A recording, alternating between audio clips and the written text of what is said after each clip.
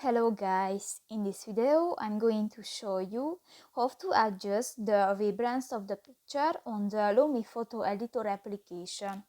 But first of all, I just want to mention, please don't forget to subscribe to our channel, because at 100,000 subscribers we are going to show you our YouTube revenue statistics and growth strategy, how to make money online. So let's jump into it. First of all, open the application on your device. Select a picture and go to the Adjust button next to the Filter option at the bottom of the page.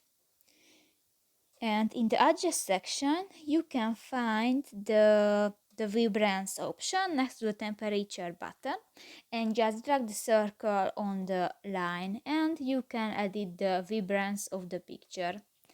And done. So that's pretty much it for this video, guys. See you in the next one. Bye bye.